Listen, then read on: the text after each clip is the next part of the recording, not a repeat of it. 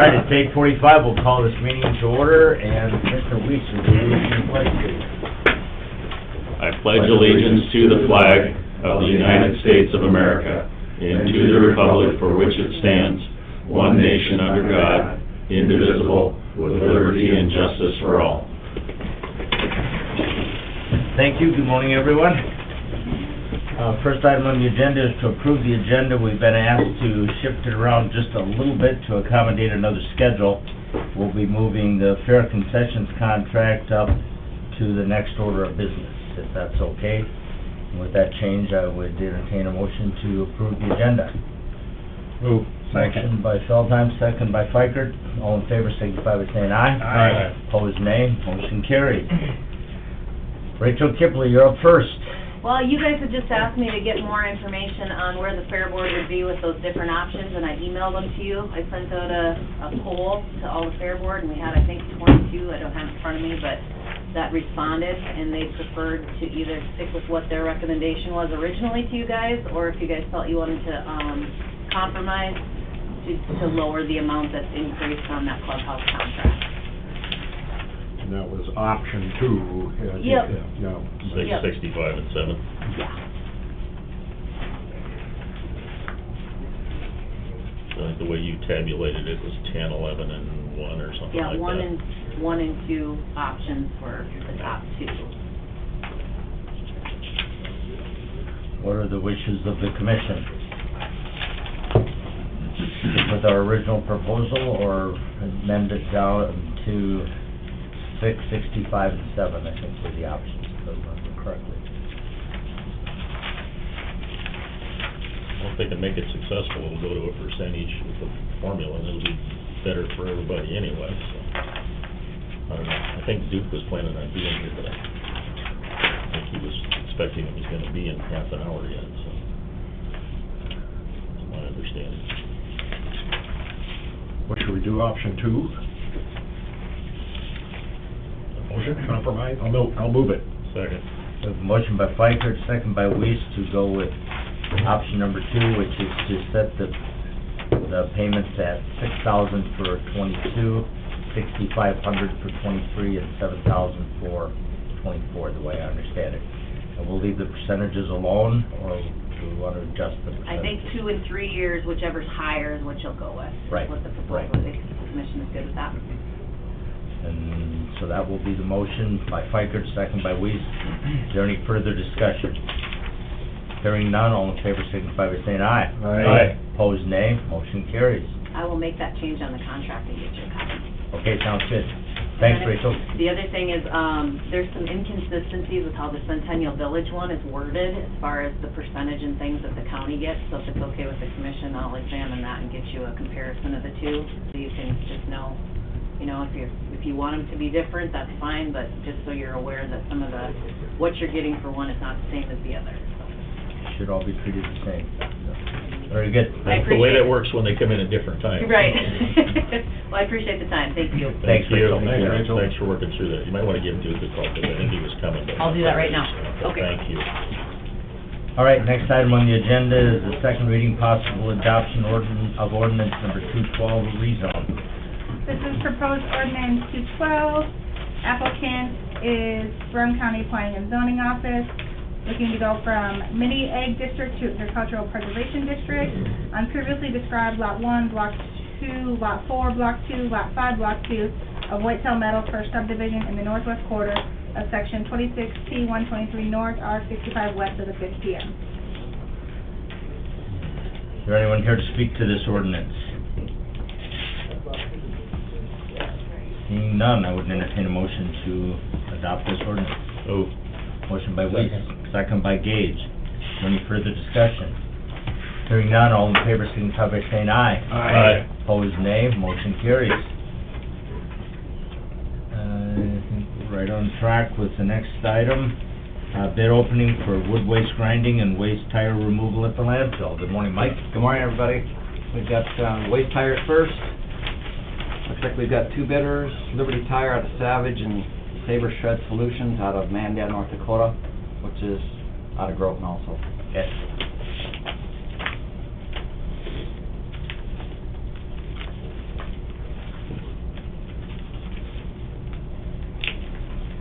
bid and all the paperwork here.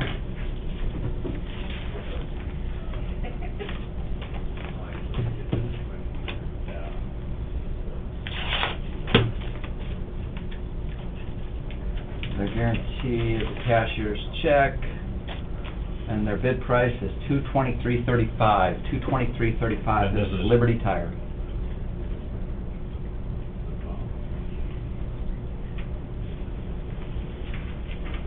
And like last year was $184.50. Okay.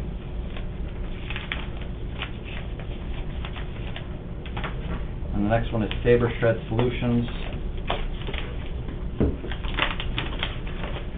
Per hour, huh?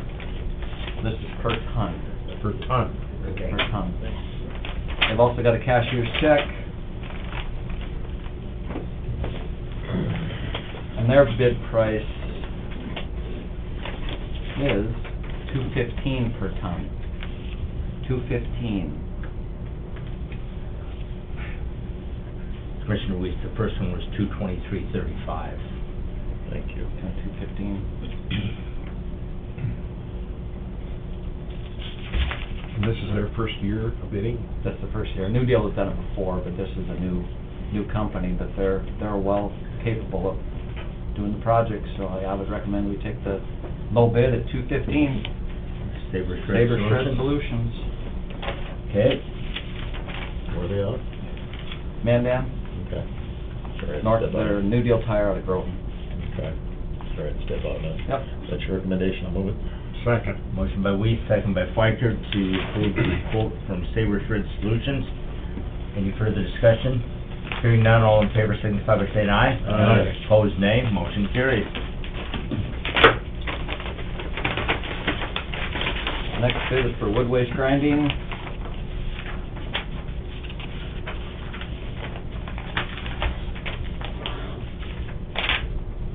Dakota Wood Grinding, they're out of Rosemount, Minnesota.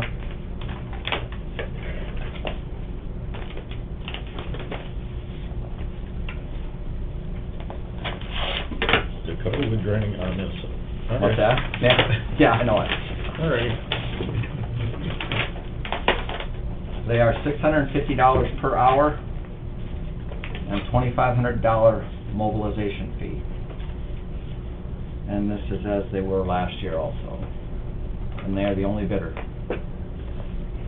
You say it's the same price as last year? Same price as last year. Well, How many hours did we use last year, do you know, Dan? Give or take? I don't. I think we ground around $30,000 worth, Okay.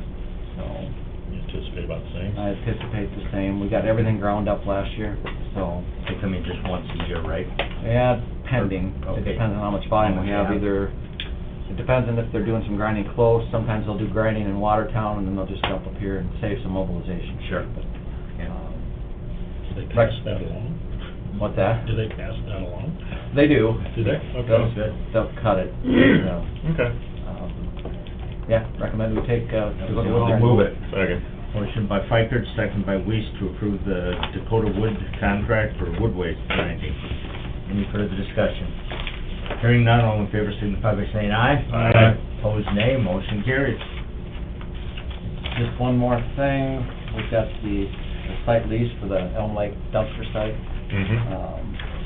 Looks like Russ got everything all put together, and that was at $1,500 a year. I think we just need Dwayne's signature and then Brad's, and then we'll be good to go.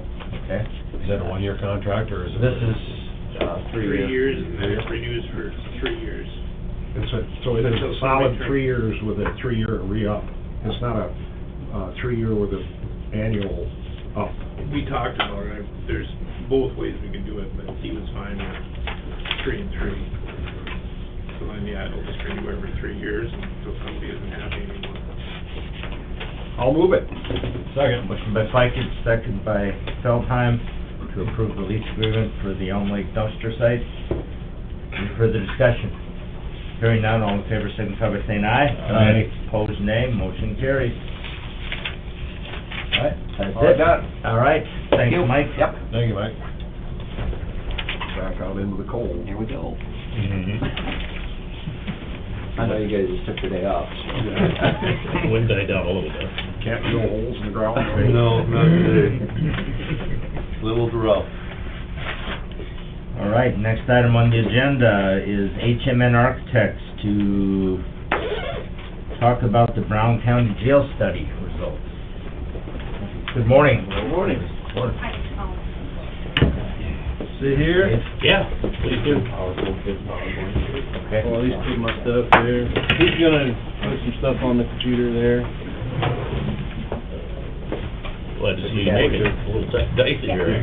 Yep, just put it in the jump drive. Yeah, I text my cousin, we kinda have this thing going about being a long way from home. He's actually from Bismarck, but he was down south. So I took a picture of the snow blowing out the road. It says, I'm a long way from home in an old school, Dakota-style blizzard, which I grew up in mining, so. You're familiar? No big deal to me, yeah. Because everybody So- else is paying attention. He says he didn't know how he's gonna get home, 'cause I saw, up on 29, it said the border was closed, Yep. so. I don't know. Couple pretty good sized wrecks out there here and there. Yeah. Well, I saw somebody dragging a car yesterday, saw somebody blow a back tire on a pickup, and I also saw a huge fire in the ditch, but I could feel the heat when I drove by it on 29. Let's see what else do I need here. That's good.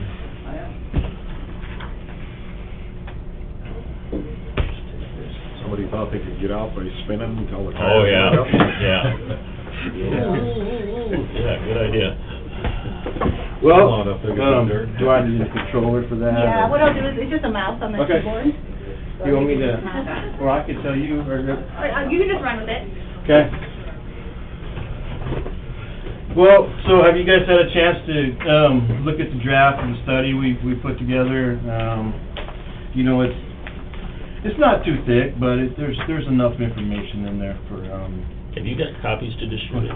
No, I've not I presented. brought Okay. 4 if anybody wants to, I might need one to refer to. I'll make some copies.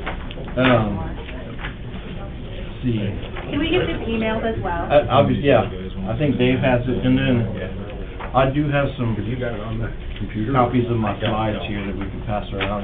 Put on that. We'll get you copies. I have it, I just don't have it out. So this is just a copy of what's up on the board there.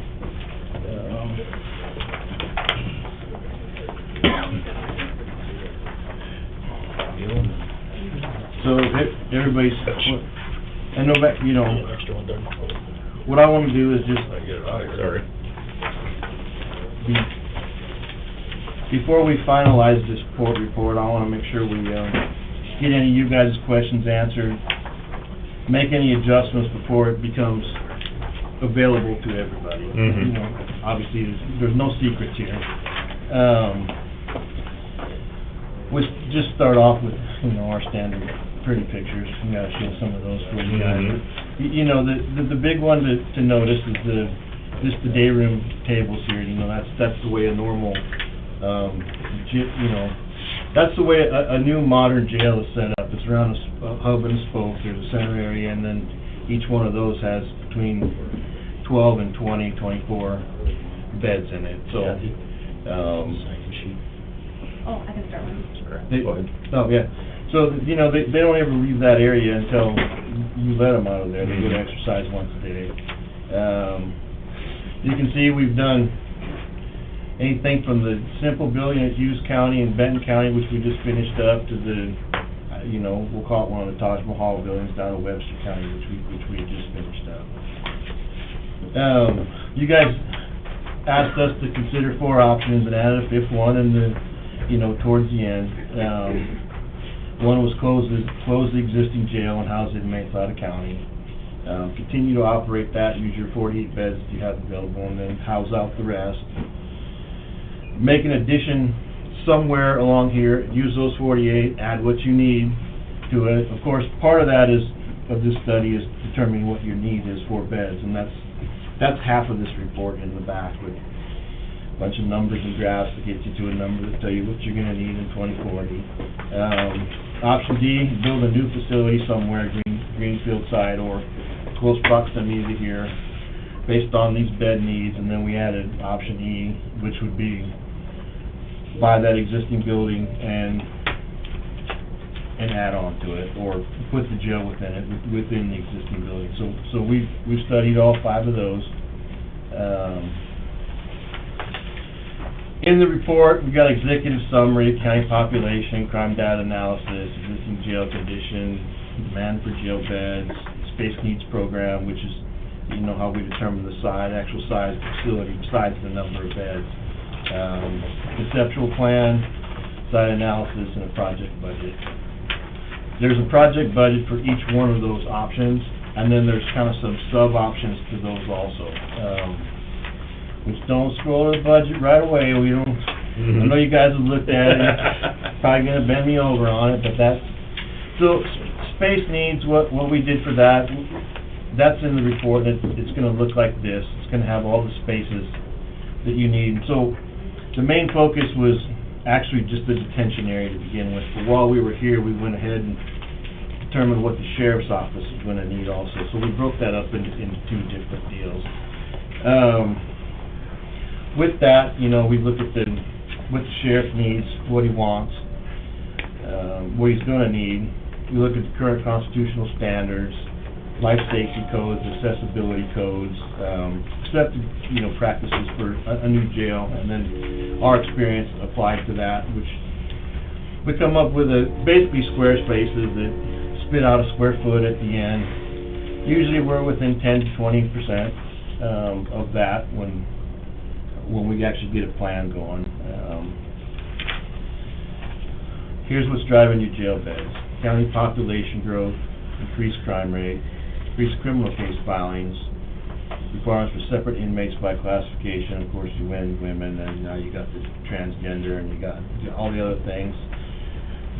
You know, the good boys and the bad boys, they all gotta be separated, so. You got medical needs and all kinds of different things. Medical needs.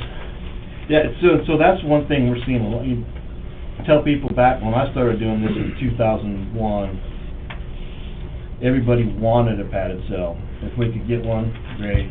Now we start with 4. We've got to have at least 4, even with 6 or 8 sometimes on a 100-bed facility. It's crazy. And then potential open bed revenue from other counties, which that seems like it's fairly promising based on between what Dave and our planner has figured out.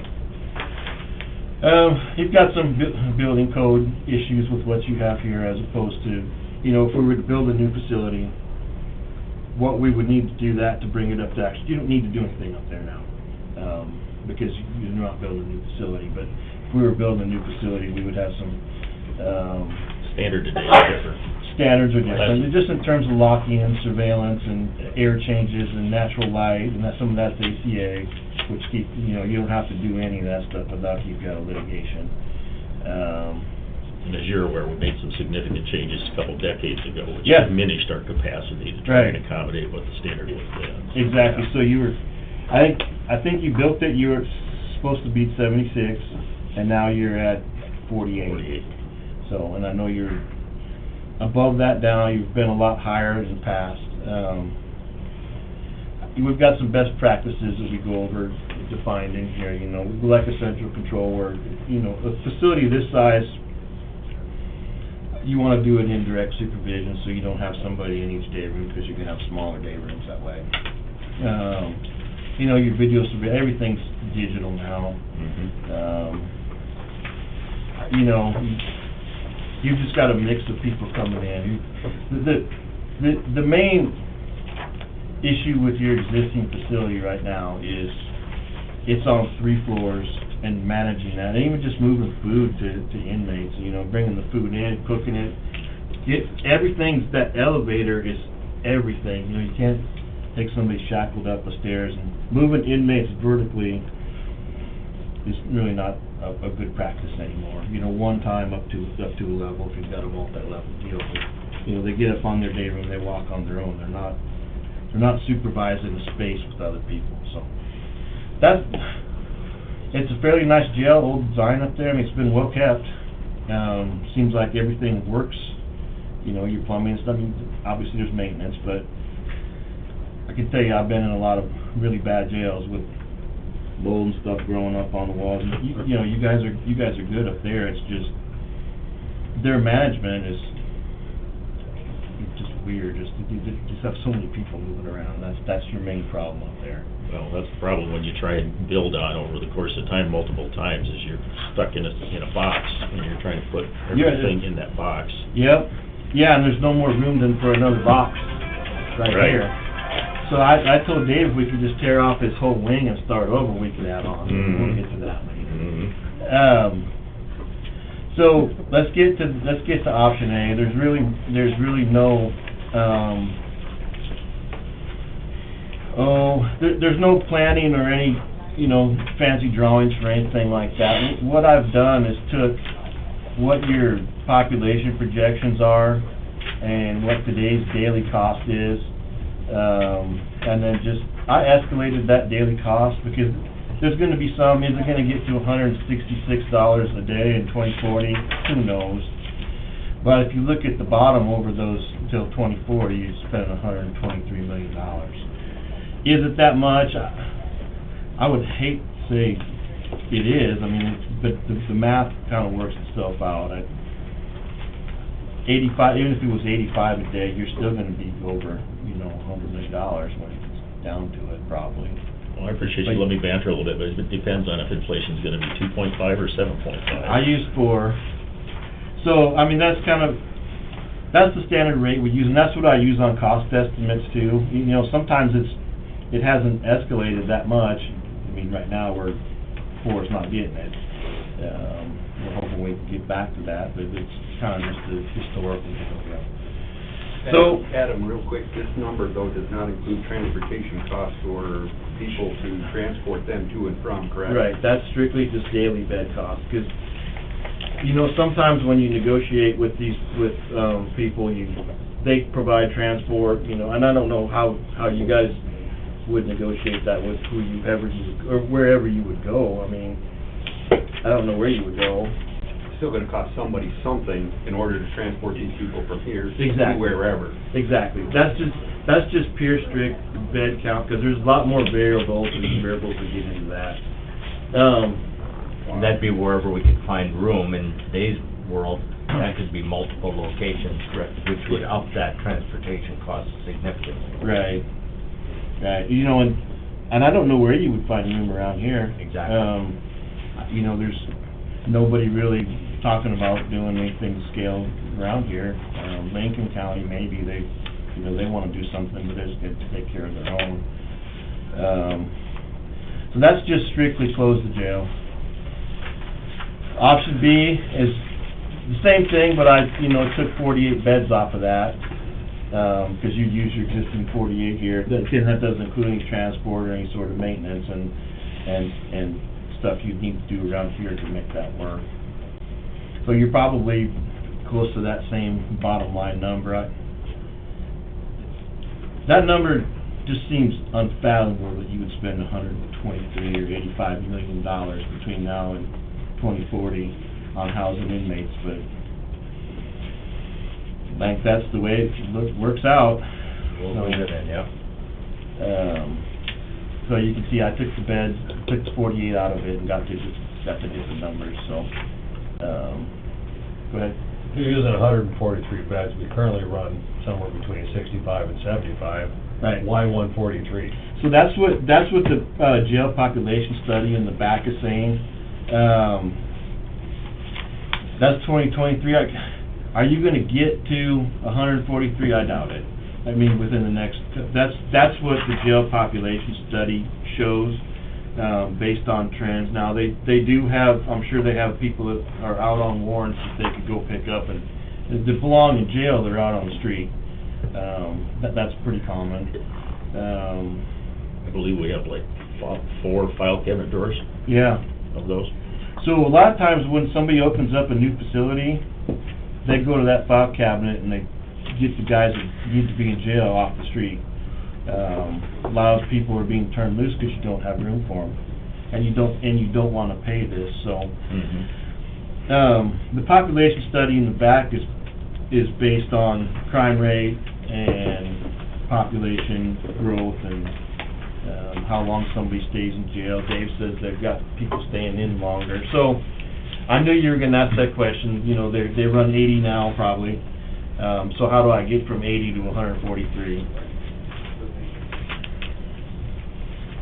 I think you slowly creep to that.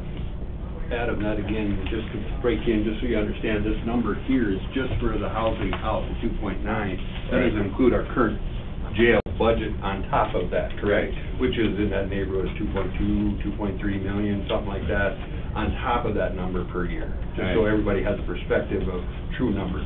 Yeah, that's just straight what you would pay another county to house out. Contractor, whoever, if you could find someone, which right now we can't. Right.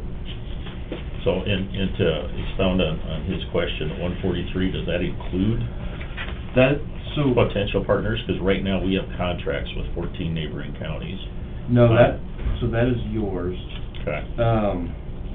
There's an add-on to that in this of what you can. I'm jumping ahead, I'm sorry, but I just wanted to No, clarify. that's fine. Which you can, potentially get some revenue from. So the 143 was actually gonna factor in, a jail is considered full at 80% full. That way you can move people around. So that factors that in also. Mhm. So, So 143 times .8. Yeah. I'm good at cribbage, but this is 143 times .8. Means you're talking about 114, yeah. So, I mean, if you, which is not an unrealistic number for us, really. yeah, I don't think so. If you guys want, I can make adjustments to this to, factor in that 80%, and, because that is, I guess, that I might think be. we can do that, that's fine. You want me to? No, we could do that, that's fine. Okay, well. Or if you wanna show that, that would. No, I think, fine for us. I think that'd be a good idea, because that way when this report is something that somebody comes to ask, see it, Mhm. it's not an adjustment that you guys made, it's something that's already right there. Part of it, So, right. yeah, I think that's I'll make that adjustment before we publish it. Thank you. Uh-huh. Well, yeah, that's why I'm doing this, because I want to make sure that, and again, when people ask you guys about this, I want to make sure we have the same answer gets given to everybody, and Sure. so you can always refer them to me or Dave, and we can, or HMN and Dave, and we can get them the answers they need. So you can see I did say escalation 4%. So, we'll make that adjustment. Option C was gonna be to add on to this facility. You can see I've got a total project budget of $17,544,788. So that would just be basically one housing pod, and what I've done is place that in 3 different locations so you can see what the size would be. To kind of show that it's not really feasible, it's just not gonna be a real feasible project for you. I know you're probably not gonna be able to go here. Across the street, you're gonna probably need more over there than just what this is, because you're gonna wanna, and then, attaching on here, you'd have to get some property and some other things. Those are the things that we sort of looked at. That's 128 beds, so it's 128 plus your 48. We have to get some property and vacate a street, so it'd be Yeah. several hoops to jump through. Yeah, and then, you're closing off entrance, really, this is kind of a diagram to show you, really your only option would be to go across the street, I think, here. If that's what you wanted to do, use the 48 and call it an addition. I think that's really your only option. Again, it's 17.5 million, and that's just for that housing pod. So you'd be doing all your booking stuff still over here and taking people over. That's it. So you get yourself some breathing room for the next 10 to 15 years, but you build yourself into another box. Yeah, and you just moving detainees is always a problem. I think you'd wanna keep them over here as much as possible, you know, so when they're done with court, before court, pre-adjudicated, I think you'd want them over here, and once they've been, you know, told where they need to go, they'd be over here. Yeah. It's I apologize for keeping interrupting and stuff. but No. That's been an issue, for instance, with magistrate court across the street with the city, is back and forth with that, and you've got some familiarity with that. Anytime you take somebody out of a secure environment, you create a problem, whether it be somebody seeing them, you know, an escape, them doing whatever, staff problems, you create all kinds of issues whenever you transport. You know, from a vehicle, from a secure facility to a vehicle to another secure facility's, you know, not the greatest, and you didn't have to do it. But if you do, there's a lot of counties that do that, and they don't think twice about it. So, you know, they just have facilities within the court that allow them to do that. Option D was a new building on a site. I just went across the street to show you how that would fit. These diagrams are all sort of the same, where we started off with 128 beds. We add another 48 to get you to the 176, which is kind of, I think he's showing 169, that's the way the numbers work. So the red and the middle piece is for Brown County, and then the orange is for, you know, housing out of county, people you can bring in from out of county, so that's another 60 beds there that he's showing, that's the potential, you know, you build it, they will come. We've got a lot of our facilities right now that we've done down Kansas, Missouri area are taking in a lot of beds, and mostly marshals, and they pay some big money down there. Again, getting the baddest of the bad, but I mean, they're filling up half their facility with them. You know, they built for the future, and they've done that. So I've broken that out because, you know, essentially what you could do is, this orange could be a future addition. In all of these scenarios, the orange could be a future addition, or you could shell it in and save some money.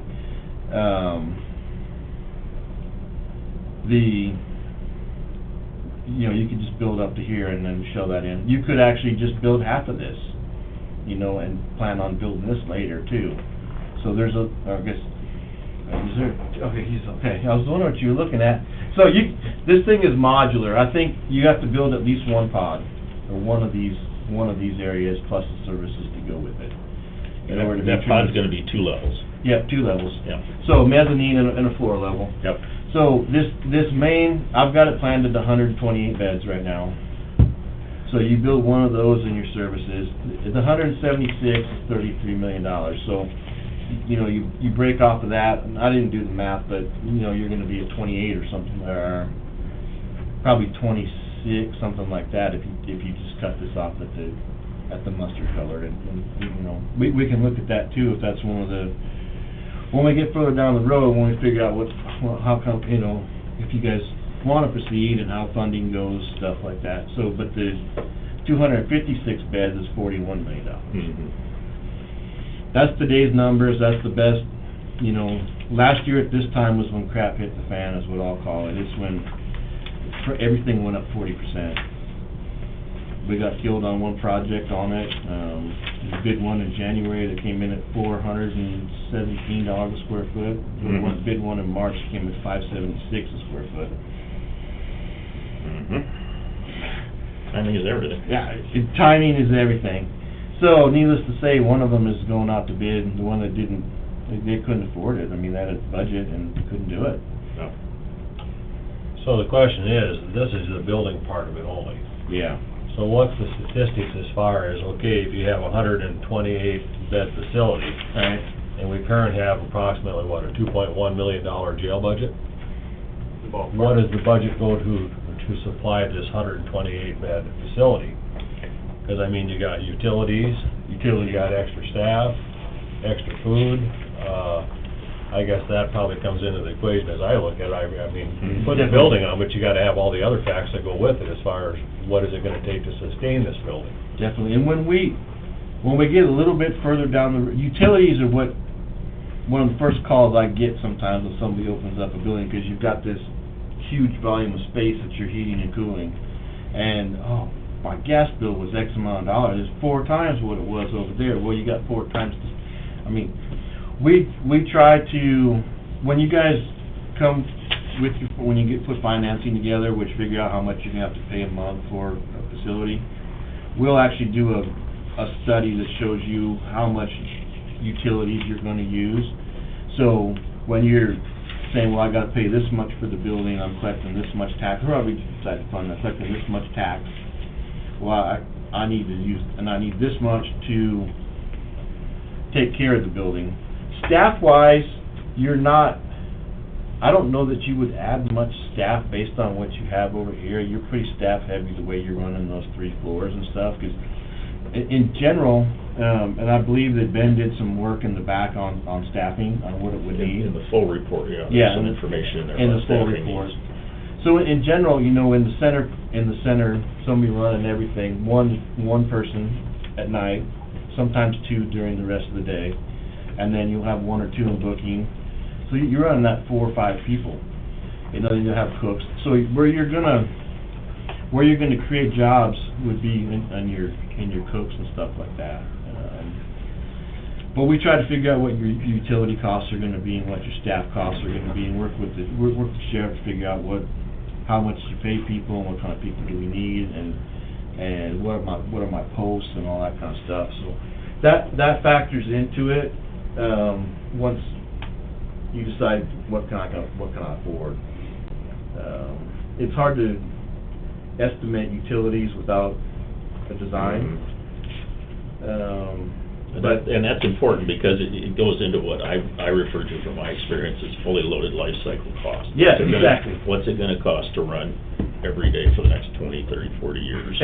And so I guess I should also bring up that when I say project budget, that includes all your soft costs, that includes all your, anything that the sheriff's department, if they need new shackles, there's a budget in there for that, which, that includes paying your contractor's fees, your architect, that includes, your printing, right down to your printing, you know, put down a number for that. So, project budget, we're not talking, construction budget is the majority of that, but you can add 10, well, you add about 20% onto that for the soft, what I call them soft costs. FF&E, contingency, because that includes your contingency too, so, you know, you can pay for it. So that's your all-in number, not for the building itself. And that's the usual initial sticker cost, but then you got the life cycle cost. Right. What's it gonna take to run and stuff. Right. And that's where I think it's, you know, important to have, you know, some additional capacity, because as I recall, almost 30 years ago, when we had the additional capacity and so forth, we took in almost $450,000 in excess capacity, not excess, but, you know, regional capacity that we had for our neighbors. You know, and then when that was cut almost in half, that pretty well eliminated that, but the need hasn't gone away. Right. And as you know full well, you know, we've got a neighboring county within 100 miles Right. that has shut down their Right. facility. Right. And lots of other need, and as I mentioned, we have contracts currently with 14 other counties. And in the they're, region. So not to jump ahead a little bit. no, I think they're on the list. He's got all that figured out in here. I know he talked to other counties on what, Yeah. Yeah, so he does have an average salaries in here too and stuff that you can study of what he thinks staff-wise is gonna be. So that's that option. I mean, I think this is a good option for you guys. It's modular. You can kind of build to your budget. The cost is sticker shock. It's ridiculous. I mean, I never thought we would get to that kind of number with those beds. And unlike some of the other ones I'm sure that you're doing, and like I said, I appreciate you letting me jump in here and stuff. Yeah. A lot of the other projects usually include a lot of more administration, offices and things like that. This is Right. basically, you know, the functioning facility to do some of these things. And I've always prefaced this, as best I can with folks, is that, we're focusing on how many people we can lock up. Right. But it also is allowing us to do more things from a programming basis. Right, exactly. In addition to that, but this is kind of the core competency of the facility. Right. But the whole thing is not locking people up, but figuring out, when they need to be locked up for a period of time, that we can do that safely, both for them and the community. Right. But also expand what we can do for them, both on the front end and on the back end. Correct. To try and get them back into society when it's appropriate with that. And That's right. serve the region. So I always appreciate and wanted to say that, because that's an important component of what we're trying to do here, not just build a box and lock people up. Yeah, some of the really larger counties are actually doing an intake and release area that's a whole separate building that's, well, you served your time. You started here, you went to court, now you go here, now you're over here to get yourself back into society. Get work release programs and things like that, where there's need for supervision, at certain points of the time, and as you've probably seen, we've got well over 100, on the 24/7 program, which was piloted here 20-some years ago, where we do monitoring and things like that. Right, and so the 24/7 is, a lot of people aren't set up to really kind of do that right. Because you want to be able to control when because you don't want them getting out the door. Yep. If their tests don't come back favorable to them, but now and then you've got the cross of the general public and, somebody who maybe should be in jail, crisscrossing like that. So we see a lot of separate interests as jail and sheriff's office interests. That way the public and everybody else don't have to mingle. And that's one of the things from a practical standpoint you'd like to be able to do better, which, something that we've worked on and had difficulty trying to do. If you've got someone who's on a work release program and stuff, you really don't want them commingled with, ones that are, Absolutely. Really there because they have to be there. Right. But you need, a supervised kind of a situation. And if you're stuck with, what you've got, the capacity, you're almost forced to put them together, and you really don't want to. Right. And don't need to. And you really don't want work releases and, say, trustees housed with people that are back in the main housing area. They get their own sort of area. I mean, usually when we do a work release area, they come in, they go to work, come back every day. They have their own entrance. They have a place to put all their stuff. They can sit there until they're checked in. They never cross a certain point, so the contraband doesn't get in the facility. That's a huge concern. Exactly, and that's how we've stopped a lot of that. Work release isn't as popular as you think it should be. Jail management doesn't like it at all. Some judges think it's great, some don't. I mean, keep somebody working, they're not going to end up in jail. There's those people that made the one mistake.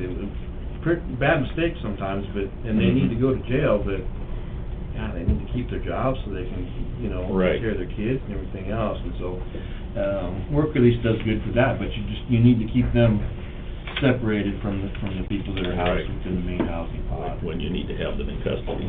Right. So, it says option D, but this is E. This is that new detention area within that existing building that you guys are contemplating taking a look at. Let's just start at the top. This is that office building, that you could put the sheriff's office. If you remodeled it, it'd be about $2.1 million to get in there, and that's kind of light remodel. That's not tearing out a bunch of stuff. That's securing some things, getting some, fixing up some doors and getting different routes in there. It's not a whole lot of. It's not gut and redo. It's a minimal remodel. You can see I've rearranged the same sort of jail pod, with the orange being the same, the addition within this existing building. We'd have to, since this dock goes down, we'd need to be able to drive in there, but, you already got everything really kind of set up for all your services here, and you could connect these two together, which, sheriff's office and jail connected together is a really good option. If you weren't able to get that, you've got plenty of room here, which you can see from this other one on the other side. Here's what you'd have left after you put those, 256 beds in there. So, you're gonna have, you know, half of this side left and all of this foundry piece left. It's somewhat problematic, because you have to heat and cool this area while you're not doing anything there. You could also isolate a portion of it for... Exactly. So you can look at the cost, you know, the same, what was 33 million up here, and so this 27 million includes the cost of the building, and I put 5 million, I think that's kind of what David said, so that includes the $5 million for the building, it includes everything else. If you went to 256, you'd be at 33 million, and you know, I hate talking about those numbers, because it scares everybody, but in this scenario, though, you've got your shell built, really easy to, you know, do it modular. You know, you start with this, you know, you're housing 80 now, 100, say 114, we got 128 here, so you got, you know, 14 extra that you can, 80% is full, so it's not really, you'd have some extra here now for the next few years that you could house out of county, or do you know, just do the red, or just do it all now. You know, it just depends upon how funding goes, but you're not, and, you know, does it want to be up here, or does it want to be down here? Do we want to start here with, that's... There's some flexibility. Yeah, I put it there so you could see what you would have left, and that close proximity to that other building. I know there's a thought that you could put some courts in there, and there's a lot of things you could do with that building. It's almost too big, really, for what you need to do, what you want to do. For now. For now, yeah. It gives you a lot of options for some things, and the cost is right. I think the shell on this one, I think if you do the red, I think it was 7 million, and you do the rest of it, it was 9 million just for the shell. So, yeah, so you're saving $2 million, and you're saving $4 million, and you've got all this extra space. And if you were gonna do that and only do half of it, like you said, you'd build the shell, you'd do the foundation, and do that, you know, and this reminds me a ton of 15 years ago when I was asked to participate in this process, if you will, with a citizens group when we analyzed what to do with the police station and with a couple of the fire stations. And, you know, it was essentially the same kind of thing. We were looking at, you know, putting a police station, which was just squeezed into the city structure, into their north parking lot, into some other places, or taking a greenfield site outside of town, you know, analyzing, you know, what was gonna be best, and trying to build for the future. And like any project, it's never perfect, but it was a huge step forward from where they were at, and they've got some flexibility. And this lends itself more to a greenfield site than, you know, right over here. You'd have to take this building down. But you guys know how big this is, so right. I placed it there so you can kind of visualize what we're doing here. And is that the design? It's a diagram showing the beds that you need and the size that you need. The design might change some. There's variations, but it's pretty much that concept. Yeah, we don't have a prototype that here's your jail. We don't have that. We have we kind of start from scratch, and you know we were kind of slow on this because I needed to know how many beds we were going to use before I could figure out how we were going to break this up. Right. So that's the end. Can you back up to that one, last one? Yeah. Just a little bit, if you don't mind. Yeah. When you build that out, as you mentioned, there's excess capacity for future. Right. And looking towards that, regardless if it's 5 years or 15 years or 20 years, if you need to duplicate, you know, adding 1 or 2 pods, you've got all the support things that you need already in place. That's that right. would be, if you're going to do that, that's part of the design criteria. Right. That you're there to support, you know, 2 pods, but you also are designing it so you could support 3 or 4 Right. if you wanted to. So the cost to build out the second time, whenever that happens to be, is going to be what, 50% or less, give or take? Just an educated guess. So you know, in terms of the way that works, kitchen and laundry are the two that you really need to expand. So what we've done is we leave extra room for laundry equipment within the laundry room, the laundry area, and then we do the same thing in the kitchen. Hey, we need another 6-burner stove here because we need to cook more chili. So then you bring that in. So your cost is the cost of the equipment, not the cost of the space and the equipment. I don't know if I could put a percentage on what it is, because those are such small spaces within the rest of it. You're still going to be at a pretty high square foot cost in a big square foot to do that. It'll be significantly less than if you had to do a foundation and walls and all. Oh, that. absolutely, yeah. Because, you know, you build, the shell is, I don't know, 20-30% of the cost. It just depends on, you know, what the shell is. We like to do concrete and steel roof and stuff like that. We don't like the metal building area, the metal building thing that much, and especially up here with the way those things expand. You can't put anything on the roof. We try to stay away from that. Plus, you got an extra secured area kind of thing. One thing you guys have going for you, you know, just down the road in Huron are the guys. Excellent facility down there. We just installed a bunch of their new cell modules. They are 2-inch concrete walls grouted full with concrete in them. Nobody's building them like that. They are tough. They're nice. We got one of the first ones that they've done, just got installed. So they're trying. I was telling Dave they're trying to figure out how they're going to lift the second ones up on the deal and not crush plumbing and stuff. So they're going to put steel plate underneath everything. So. But they're 100 miles away. 100 miles away instead of 800 or 400 or 300, so. And their partners, and they're internationally known as in Huron and in Texas. Yes, sir. And they just got bought by a bigger company not too long ago, so they're still, you know, operating locally, and it doesn't seem like their big parent company is changing them too much, so they're still all good guys. And you know, they would, you know, they gave us a really good deal down over in Hughes County, so they could have, because they had just got their wall panels going and use it like a demonstration project. Yep. So usually those things weren't affordable, and they made them affordable. But they were close, and they needed someplace that they could go look at. So what they've done is they've taken their wall panels and they actually built a whole cell module. Their first version of it went in one of our facilities, and Sean just did a punch list on them, and he sent me a picture. He said, look, they even painted underneath the bunks, because, I mean, when we look at that, when they're done, we crawl underneath there, and half the time they don't paint underneath the bunks. Like, come on, guys. So he sent me pictures. He was impressed with it. They take pride in what they do, too.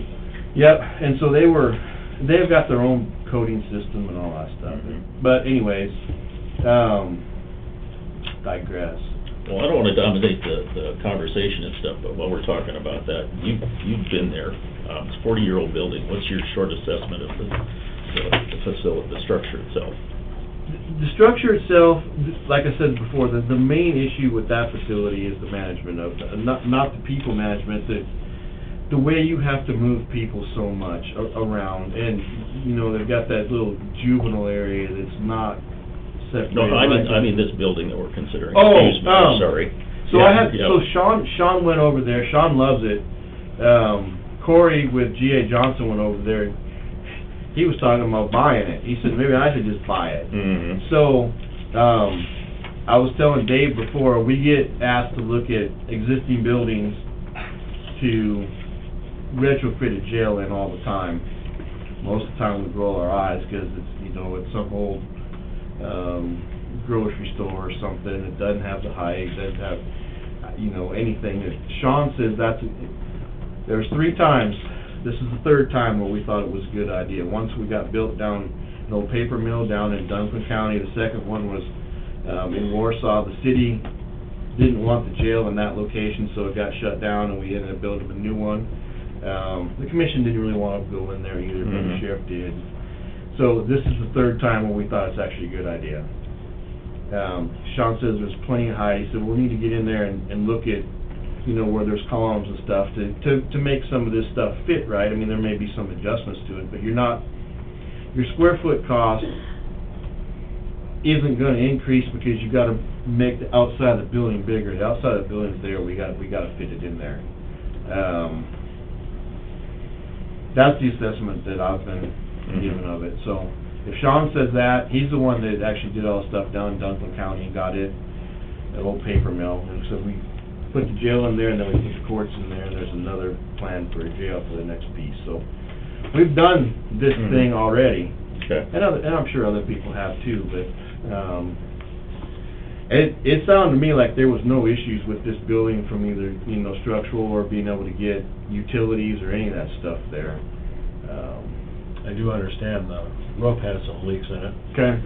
And I knew a number of the guys that worked on Obsidian there said that there's probably some roof that's gonna have to be redone on it. I think in general, the price would include, you know, putting a new roof on there. We're gonna put rooftop units and some other stuff up on top of there and cut some skylights, and I think the best practice, unless it had a roof that's under 5 years old, would be to put a new roof on there anyways, if you're putting $30 million worth of other stuff within it, or $20 million worth.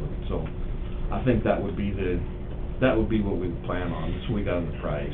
Okay. So these prices, do they have the unforeseen written in them at the end? Because, you know, when you start with an old building, Yes, sir. you always have, So that's the contingency piece of the project budget piece, so that's the construction cost, and I can share that with you guys. I don't, you know, a lot of times I don't need, or we don't need the public seeing all the soft cost pieces, and they need to know how much money are we spending. So there's the construction cost, and so there's a soft cost. Usually, I'll use about 5% for a contingency, so you're gonna have 800, 850. No, you're gonna have more than that. You're gonna have about $1 million worth of contingency fund that I've got built into that, so that covers the unforeseen stuff.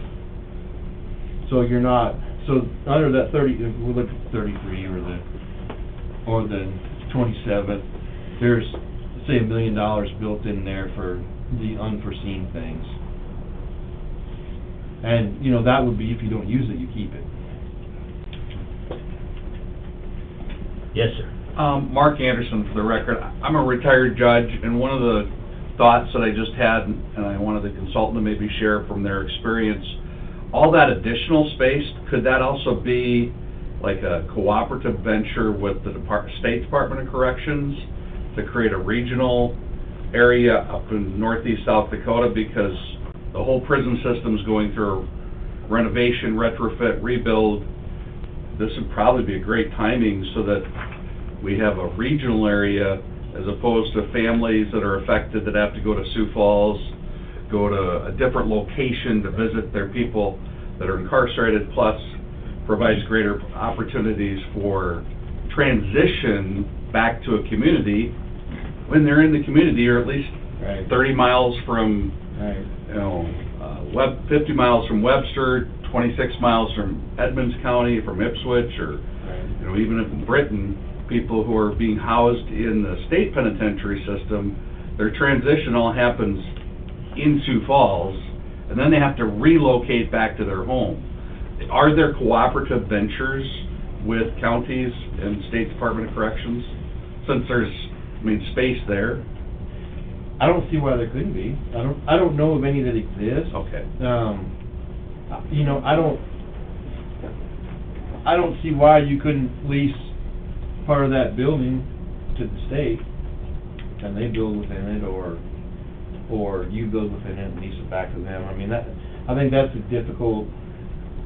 I think there's a lot of moving around on that to make all that work, but you have the space where you could do something like that.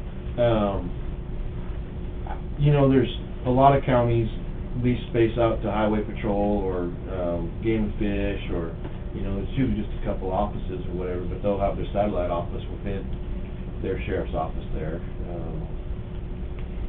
So there's ways to do that. Thank you. Yeah, I'm not aware of any where you know, county and a state have gone in and Well, I know our legislative delegation has had conversations with the interim secretary of corrections, and I see that the state has just named a new secretary, not in place yet for corrections, and they're gonna be doing a huge evaluation, and that's one of the things, you know, that we've had the conversation about, is that there is no transitional opportunity in this part of the state. It's, you know, Sioux Falls, or, you know, it's 100, almost 200 miles away from, you know, where some of these people are from. Would also lend itself to the possibility of, you know, some vocational training and some things like that, because there's space for those kind of programs to be developed. What they've started doing in Missouri is when somebody has a year left of their sentence, they send them back to the county, and then they pay the county to house those people for the last year. That is something that the county hates. The state doesn't have enough room, that's why they're doing it. And the county doesn't have enough room either, but they're having to take DOC in. And they do pay them good money when they pay them. You know, they have to go to the state and ask for their money multiple times. That's the one thing where I see that. I don't know if there'd be an option. I mean, and I don't know how much of the jail business you guys want to get in either. You know, you could build that bigger and lease out to the state, you know. Well, you mentioned there's opportunities for the feds, the U.S. Feds, Marshal's office, yeah. with things like that. You know, there's also some transportation opportunities, you know, that can be developed there, as well as, you know, other things on a regional basis. Mr. Schatz had a question? Yes. Excuse me, Bob Schatz from Brown County, Aberdeen here. Current budget, there was some questions on the current budget. It's $2,623,190. That excludes JDC. That's just the jail. So that breaks down 48 beds, $149.73 a day, current cost. And you use 60 beds, and that's kind of I don't know if which number's right, because we've heard 48 beds and we've heard some 60. That's $119.78. Last year, 2021, looks like we were short 558 beds in Brown County for the whole year. We paid $44,825 to 4 outside counties to house people. So it sounds to me like, how many were you initially saying? Beds? You were going to start with 170 initial beds? Yeah, 176. Where do we come up with those? Do we have So have a need in the region? I mean, how many were we not able to handle within the Fifth Circuit? How many beds? So that's your 20-year projection, to start off with 20-year projection. So, in 2023, we figure, what do we have for a number there? We figure it was 114 once you use the 80%, So from 60 to 114? With no, how do you get from 60 to 114 for 2023? I knew this question was gonna come up. So like I said, they've got people they're turning loose for one. You know, they're out on bond. Well, they should be in jail, but they're not. But the jail population study, that's what it's showing. So right now, I know you've been up as high as what, 80? So Looks another like the highest 50 some. So there's always that number. There's whatever you don't use, you could, you know, bring in. You could get that $44,000 from somebody else.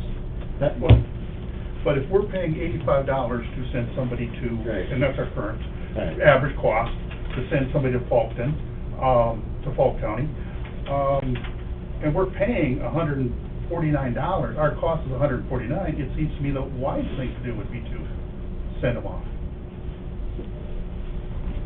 The issue that we have is the economies of scale.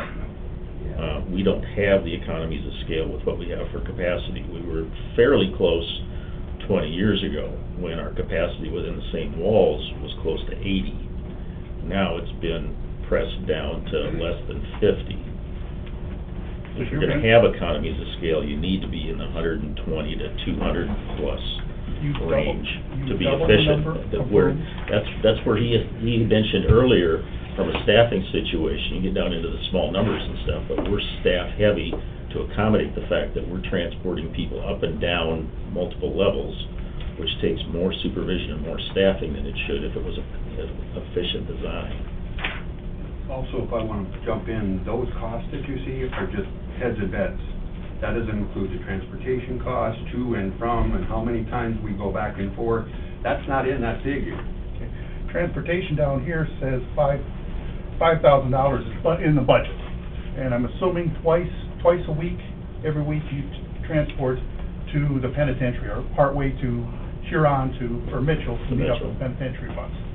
So $5,000 total transportation budget.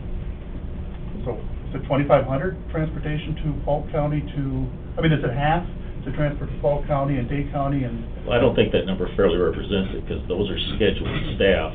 Correct. That are operating, so that's part of your staffing budget as far as those folks' hours. Correct. And the nice thing is they're scheduled, as opposed to having to take the one or two people we've got patrolling the entire county off, which still happens on top of that. Yes. So your 5,000 would be just to transport to Polk or to Dade County? Well, I think that's just hard expenses for the vehicle depreciation and some of that, if I remember right. Back and forth to So Mitchell. where would we find that in the budget here? Those costs are absorbed in, I don't know which line item we're taking off of right off the top of my head, but we have to pay for gas, and then also that comes out of our salaries. That comes out of that overtime budget and/or salaries budget. And a lot of those costs also not only comes out of the jail budget, but will also come off of the deputies, because sometimes we have to have deputies do the transportation, so that comes out of the Brown County Sheriff's Office budget, not the jail budget. So it's a lot harder to tell you exact numbers without divvying up each and every trip. So the real budget should be much more than 2.6. If you're taking stuff out of the sheriff's budget to transport. Correct? Then the real budget is much more than 2.6 million. Correct. Well, I think another important thing to realize here, and the importance of us referring to this as a regional facility. I mean, we started considering this whole concept over a year ago when Walworth County was forced to close their jail. So you're talking just Brown County numbers, and if you take into consideration the other 14 counties that we have signed contracts with, that we could potentially bring those inmates in and house them here, that's going to help offset not only their costs, but our costs with this regional concept and facility. So you have to look at our budget, obviously, but these other counties have, and Walworth in particular, they're hauling people hundreds of miles to find accommodations for their inmates, where we would be less than 100 miles. So that would be an extreme savings for them and a more of a convenience for them, but it would be also advantageous for us in our regional concept. So I think you need to take into consideration more than just the Brown County part of the budget, but also the potential for having it be a regional facility. So right now, in the region, and I don't know the 14 contracts because there's 10 counties in the 5th Circuit. In the 5th Circuit, there's 110 beds right now? Dave could maybe better answer that, because I don't know what the number is. I'm not sure what everybody's capacity is in Dade County, Evans County, us, Polk. and Falk, and then of course Roberts has capacity. I don't know what their maximum capacities are. And how many beds were not able to be provided in those jails? I'm going to go back to say the last 4 years throughout 2020 because of COVID. You guys got slammed with that. So 18, 19, and 2021, how many beds were we short in the circuit within the 5th Judicial Circuit? I don't know that you can measure that. It's one of those deals that, you quit calling when you get told no half a dozen times. One of the interesting, not to change the subject, one of the interesting components that the bigger study that stuck out to me was you've got the numbers about what's going on with the crime rate and the rest of that stuff. But the analyzation, our intake numbers are actually down slightly the last 2 years.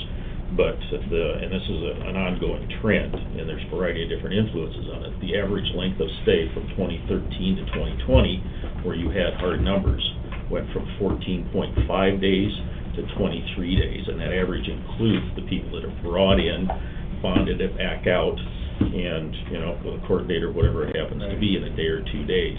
So that means, and I know, I was in Falk County and had a conversation down there because I happened to be there anyway, just about, their experience over the last 4 years plus with their facility down there and so forth. And I know that Cones has got at least one person that's been there for 2 years, another one that's pushing 1.5 years, and we have the same experience, whether they're pre or post adjudication or whatever it happens to be.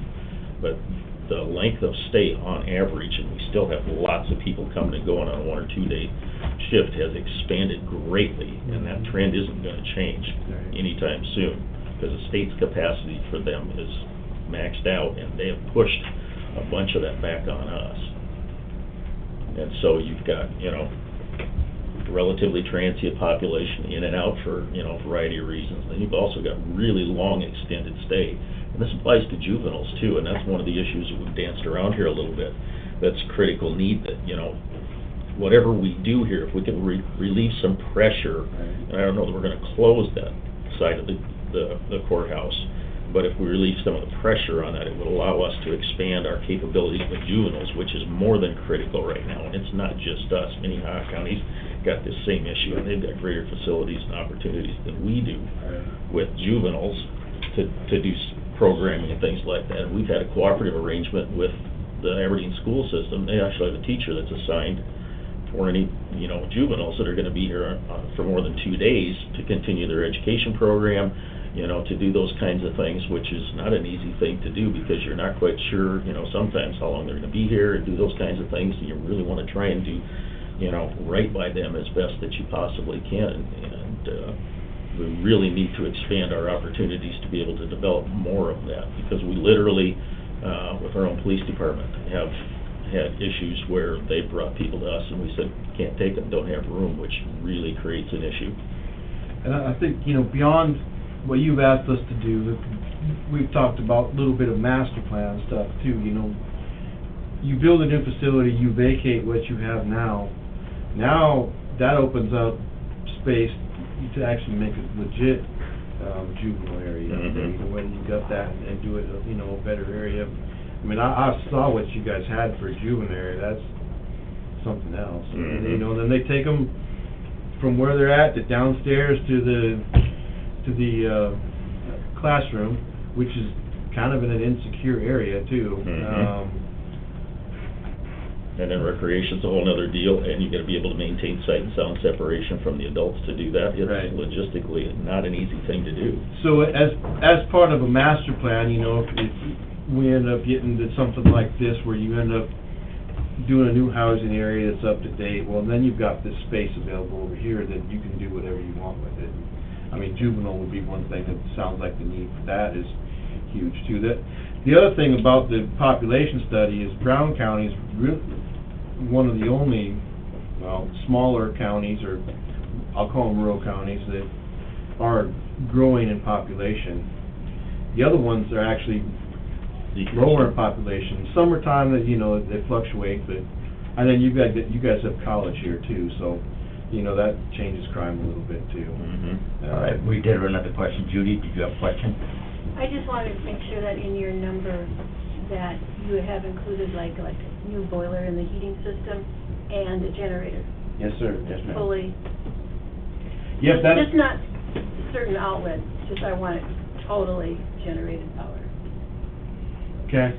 You're talking about the building out, So the one that would be remodeled. Yep. I wanted to make sure that that was in the number. Wherever you go, you need to have a backup We need generator that. that will run the entire facility, Right. whatever it is. Was the next Yeah, number. there's enough left in that. I mean, a generator is a small piece of your cost, and really all you're changing is the size of the generator. Well, it was just like if it's not in that number, it's like a number another number, because like our generator here, we bought it years and years ago, Right. 200. So I'm assuming they're a lot more expensive and it's a lot bigger area. Oh, yeah. So I just wanted to make sure that that number is kind of in there. Right.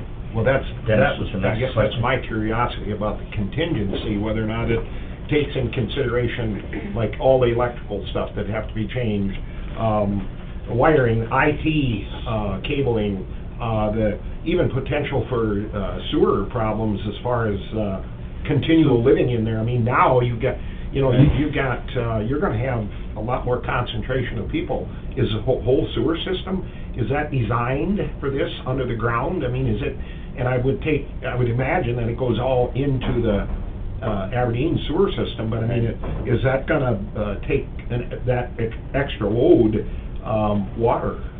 Is there good enough water supply in there?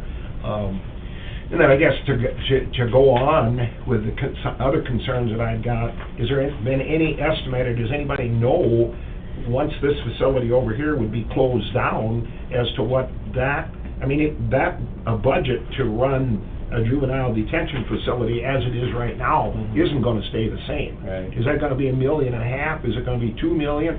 What are we gonna have there? I mean, there's just so many unforeseen things that I can't imagine that even a $1.5 million contingency would even begin to touch the surface of what we're actually looking at here.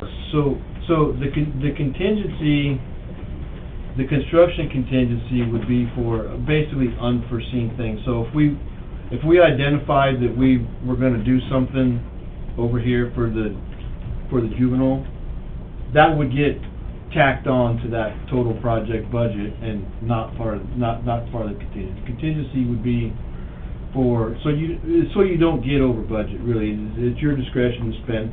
Let's say I screwed up on my drawing and I forgot some screws or some wing bangs, and you had to pay for them.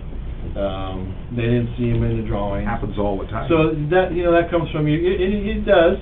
That would come from your contingency, and we were not raising the budget in order to pay for the wing dings that I missed, really. Or they get in there and, they're tearing up that slab to put in the plumbing. The beauty about this is it'd be a rear chase, so it would all be pretty much combined around the perimeter.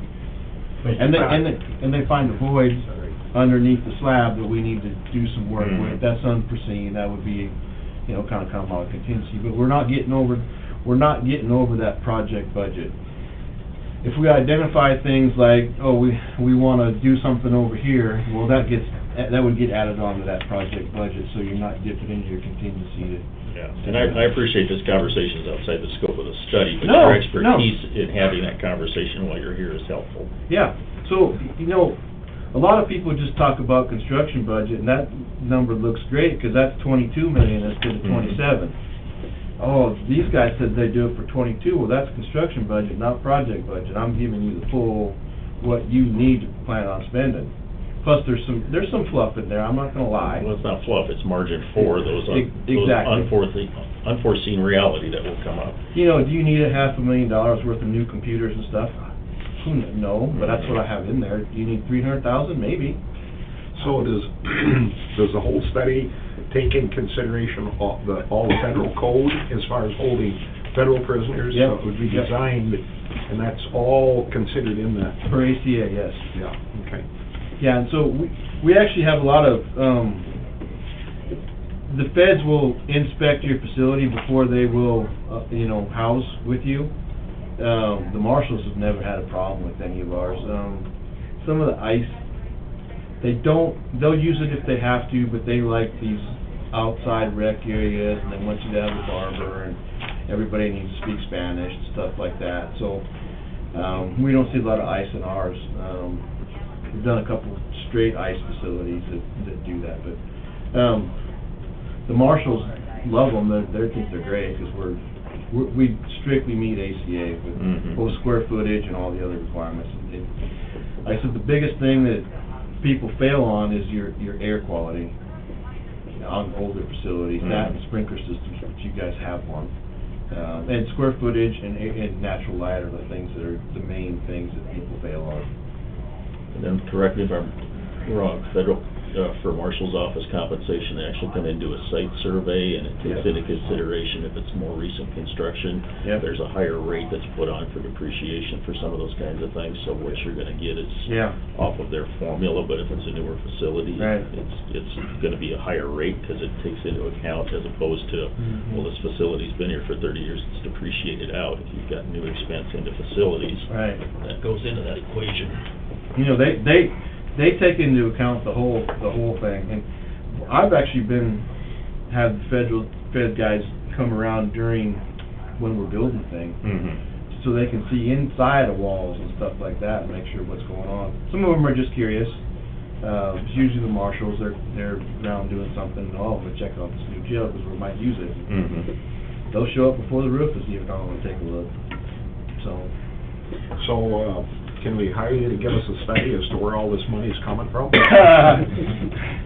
What would you charge us back? I could do that for free.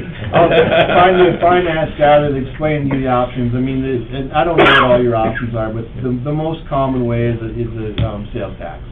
That's Sales tax? That's the most. Boy, that's the the most city hear common. you say that? I don't think that's Well- gonna work. County don't get any sales tax. Oh, they don't? No, not a Not in dime. South Dakota. Well, they're working on it, but Yeah. it's a long shot too. Dream on. We've tried. So that's the most common way I see. How did?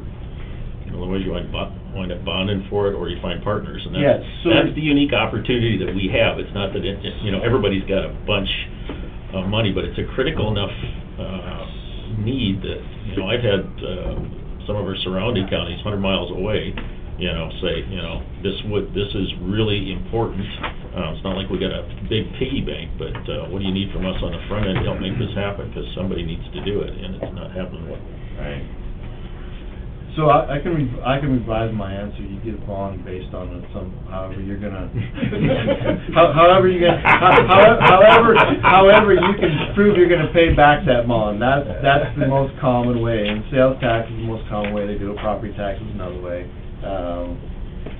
House contracts like you have, that's housing out of county inmates could be risky. If they don't come, you don't get paid, and you can't pay your, there's private funding. And I think you guys talked to the guy that did the funding over at Hughes County? I think you have. Yeah. Toby? Yeah, I know Toby. Yeah. Yep. Dennis, do you have another question? Well, I'm just curious if we could get a copy of the 14 contracts, just a list of those 14? Didn't we send them to you, Kathy, or not? All the contracts? Just all the County. contracts. I'm just curious. McPherson, Edmonds, We have, Marshall. like, our current contracts, Yeah. we have them in our files, yeah. No, but I don't care. I guess I'm curious as to what the money amount is also, but I'm as much curious about it. I think, what did you say, there's 10 counties in the 5th district, so that, or circuit, and then, so there'd be 4 other counties then that would be outside of that. I'm just curious, I'd like to see a list of all the partners. Sure. Yeah, we can get that. Yeah. On the bottom there is the ones that is included within that study that they haven't committed, but they would. 10, we've got 10 of them on here. Yeah. Yeah. And those are the 10 in the 5th Circuit, I believe, is the ones Correct. you... Lemoore, North Dakota? No, that's not our No, circuit. Those are the ones that responded. Those are additionals, yeah. Yeah. Okay. And, as you brought up, and it would make a huge difference if the state has an appetite for doing right by people in this part of the state. This would give them a very cost-effective way to explore doing that, to, partner with us on this facility, whatever that might look like. Mr. Anderson? I just wanted to clarify for the consultant, or have the consultant clarify with Bob's question, talking about need and how the numbers are designed. 60 beds might be an average, but there's those peak times where we're at 80, 85, and I've been retired 3 years as of next month, and the peak times are 4th of July, county fair time, Thanksgiving time, Christmas time, and right after Christmas and New Year's. when you're pushing those, we got 100 people here all at once, and these are 3 years ago numbers, because I got the numbers every day, but what he's planning for is so that there's 80% capacity. When he says 114 beds, you're really planning for 80%, so you've got security to move people around safely. So, the 114 is at 80%, and Right. 23, I believe. So, Right. but you also, I mean, the judge is sitting up there, somebody's been sentenced, they need to go to jail, and the judge is sitting there thinking, I don't have any room in jail to put him in jail. He should go to jail, but, oh, well, he's just gonna get fined, right? They still get sentenced, they're just continually calling in to see is there room in the inn. Yeah. They still get sentenced to So there jail. is part of that. But there's also then the 4 file cabinets of warrants that are out there that aren't being worked on simply because there's no room to put them even if you find them. Right. And so that's a need, I think, twofold question, need, and then also to what you said earlier in your comments, and I always hate to reiterate this comment, build it and we'll fill it, because we want to have hope that our systems are working better so we're not having recidivists, people who are repeating the same things. But unfortunately, build it, and our population's growing. And so that's part of the contingency we plan for as well. Does And that you- help answer that? You do make a really good argument about the cost per day of, what their budget is, and, but I mean, you were 156 a day or whatever, and you can house out a county for 85. You'll also, if you have a new modern facility, that 2.1 is gonna stretch farther than more beds.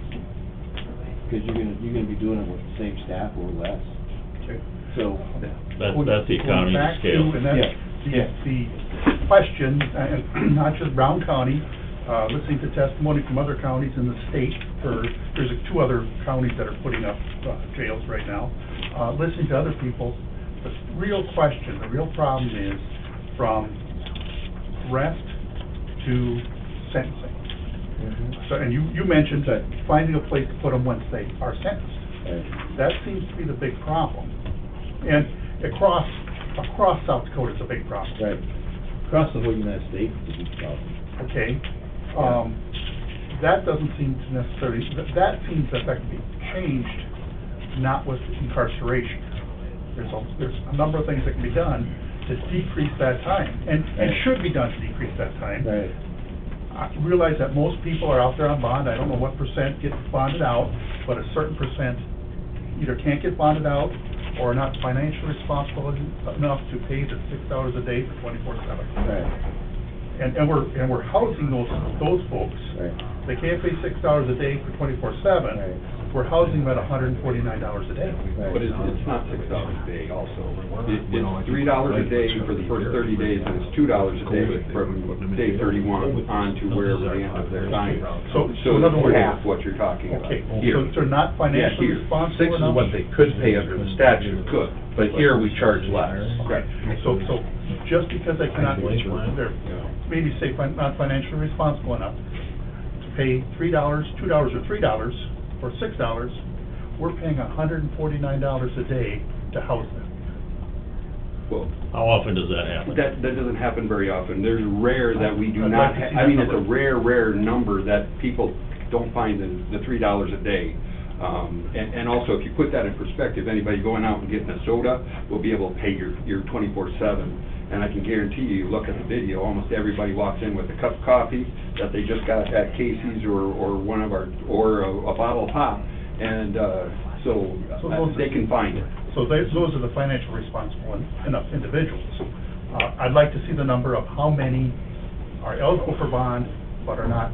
Well, Not able to- bonding and 24/7 are 2 different separate things, as you can probably attest to better than me.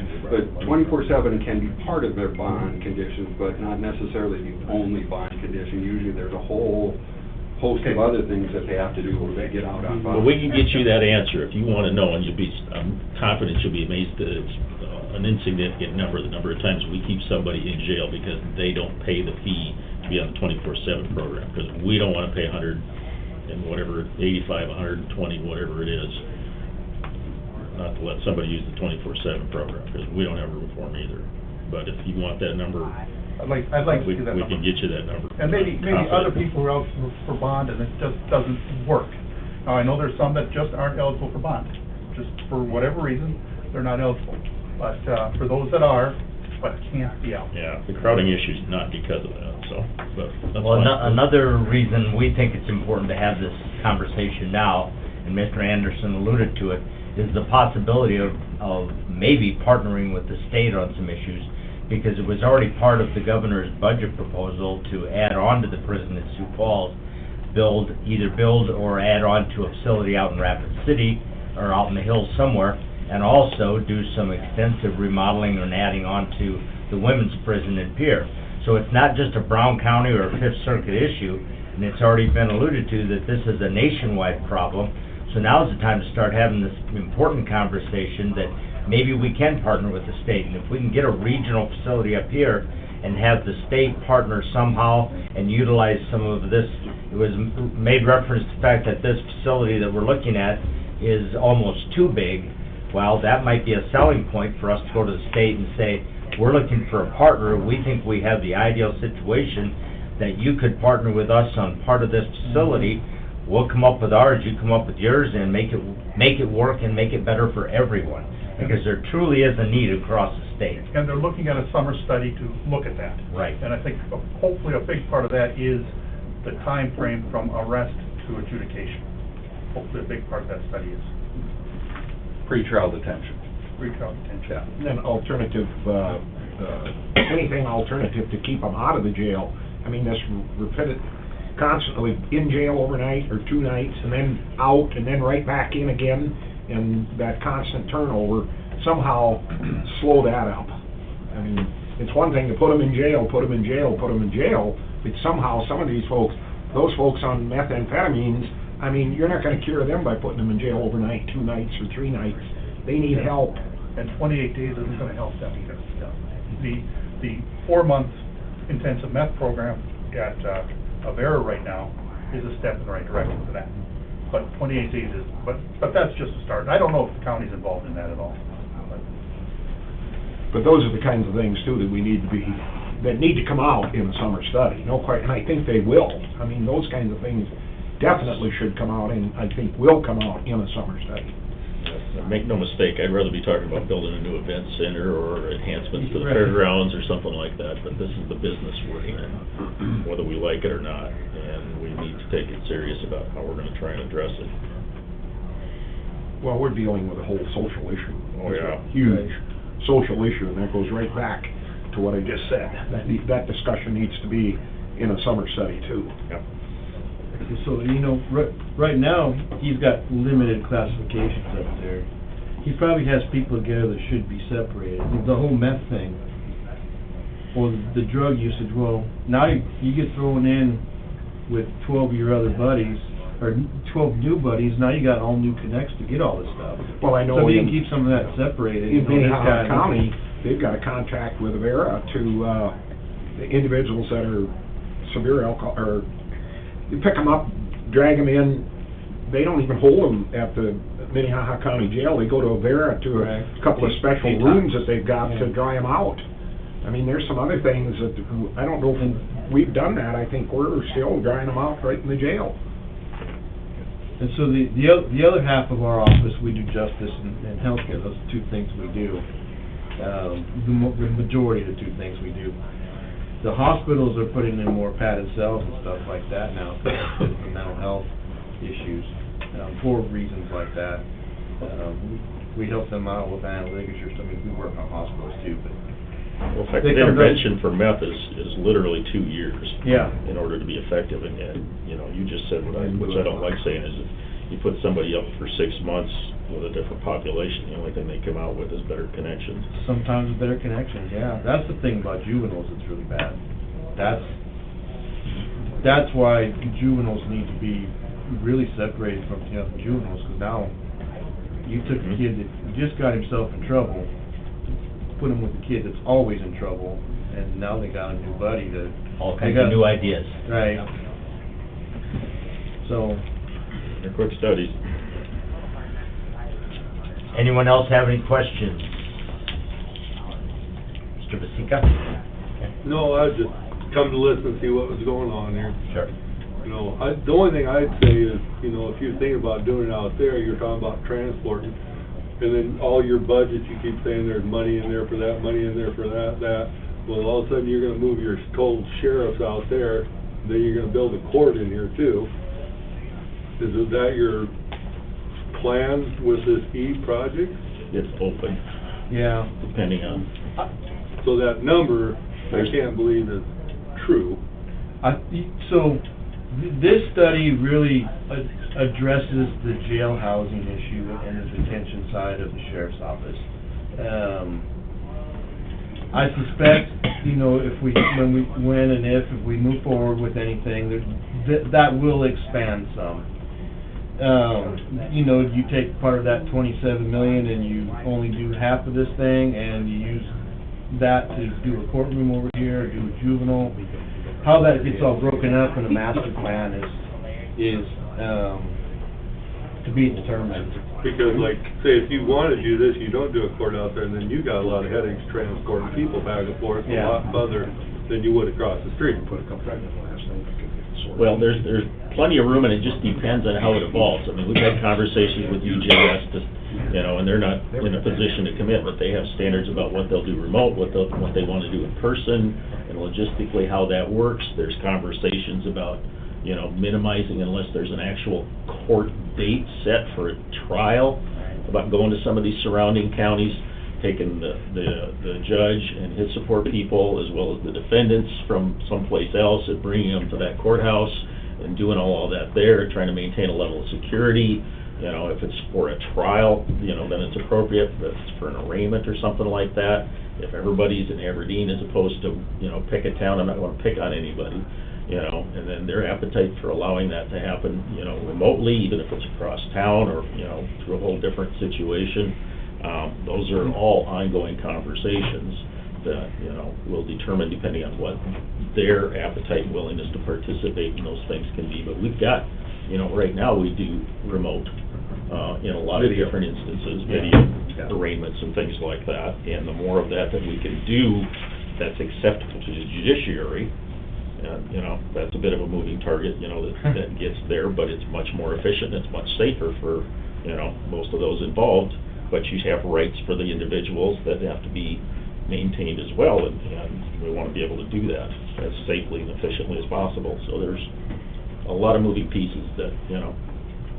Mr. Anderson? The highest the general public probably doesn't know, the highest volume court is magistrate court, which is already across the street, and that's all done, but it's 90% done by video. There's trials or specific hearings for an individual, but 90% of it is done by video. The general routine court, the initial appearances, the bond hearings, people aren't walking across the street anymore. They're already being done by video. So when you think of increasing transportation costs, there will be some, but the highest volume court is already being done by video. And so we're not adding to that significantly. And I would think you might consider in this existing room that you have a one daily transport for people on the court list and a one daily transport for going back to the main facility, that you could hold them separately and carve out as part of the juvenile area that would be expanded. Right. But you would be able to do a one transport, or before lunch transport and an after lunch transport probably. Mr. Schott? One last question, then I'll shut up so you guys can get the meeting over. How close are you to the master plan that was just mentioned? And will that master plan be done before the April 1st date to buy the building out there? Timeline, that's... We haven't started any, actual master plan, we haven't done anything. Is that a 6-month process? Is that a 3-month?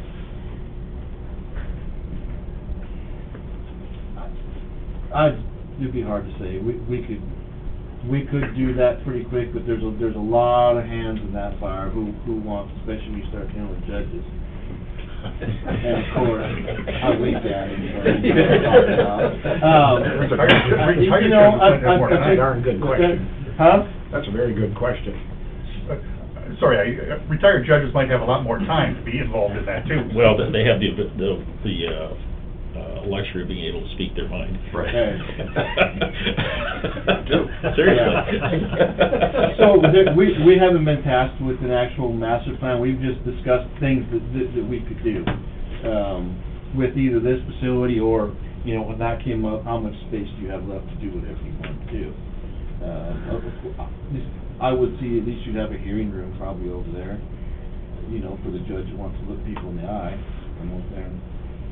Because I do get that a lot, you know, they don't wanna do the video, they feel somebody who's been accused, I can look you in the eye. You know, their arraignment, there's some of that old school guys. There's some that are, you know, okay, so another video monitor to take care of, that's the majority do that now. I think COVID changed some of that attitude too. So no idea when a master plan would be done? No. Okay. No, I mean, That brings up one of my favorite old sayings, that plans are worthless, planning's imperative. exactly. Because it's a moving target, and so when you publish a plan, this is saying, okay, here's what we think will happen with our crystal ball, knowing what we know now. Right. And then when you deviate that from a year, 2 years, 5 years down the road, you know what circumstances have changed, so what you did is different than what you planned for, because, you know, you thought you knew where you were going and you were headed in the direction, but things went off a little askew. If this building wasn't, you know, an option, they would need to decide on which one of these other four that we talked about. We really would, you really have to look at, Which I don't do we like want, do we wanna do option D? Yeah. Yeah, you know, and this come up and has a lot of potential for it. And that presses the point. The opportunity to utilize this facility is a perishable opportunity. Right. It is gonna disappear very quickly. It also creates a commitment. Right. Exactly. Thank you. So you know, Without knowing exactly what you're gonna do, but you get a pretty good idea, and you work that. I'm giving you an idea of how much till 2040, what you need for jail beds, plus an extra 60 to house, you know, out-of-county inmates. That's what it's gonna take. So you can see how much is left over. You know, and do you bring the sheriff's office over there, you know? That's another $2 million. Mr. Basica. Just 3 quick questions. Is it zoned right? Zoning's not an issue. Yeah, no. It would be zoned municipal. and, Yeah. I've asked that question. And the city was on board? Zoning, it's not an issue. What about a school right next door to it? Yeah, I understand that. And that's, you and I had a Yeah, conversation, no, which I appreciate. I'll bring it up. but, Yeah, you no, know. I'm glad that you do, I appreciate it, I invited you here, and I'm glad that you're here. You know, and the point I stressed was, you know, we haven't had an issue with what we operate in the current jail, and this is gonna be no different, other than the fact it's gonna be a different site, but it's gonna be operated under the same standards, more efficiently and more effectively than what we operate right now in our current facility. And it's not going to be a situation where we're likely to have breaches. That's gonna be built into this. Yeah. That it's not gonna be a situation where you're gonna have somebody running it. It's not a high, what's the word? We don't Yeah. have issues with Yeah, that. you won't, I mean, you won't have any issues, unless it says jail on the outside, people won't even probably know, you know. You won't see any orange jumpsuits, you're gonna see law enforcement around, but when they bring somebody in, they're gonna go in a door, that door's gonna close, that's all you're gonna see. Yeah, this And is not of a maximum security, high-risk Right. prison. No. Not yet, but you're thinking. No, it's not going to be, period. Oh. Right. No. Plus, Absolutely you know, not. really, our jail was only a block from Central High School for ever time, you know, and Roncalli's not that far away either. It's another block or two over, from where you're talking about the other school. It's quite a distance, actually. It looks close because it's wide open, but otherwise, distance-wise, it's quite a ways. Now, my last question is, you guys, before all this study, you don't have a master plan, you know what I'm saying? Pretty much thinking about buying it right away, April 1st, so you don't lose the opportunity? Is that what I'm hearing? If we don't buy it by April 1st, we're likely not gonna get it. So are you telling me you're gonna buy it? I have no idea. We have yet to discuss that as a group and as a commission, full commission.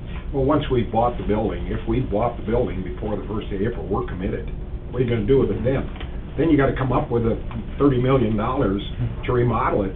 So, I mean, maybe we've got the cart just a little bit ahead of the horse, you know? I mean, you know, are we doing what's really right for the taxpayer? And getting them into something that now we gotta force them to somehow come up with the money? I mean, I'm sitting here talking like I'm against it. I'm not against it. I wanna know where the money's coming from.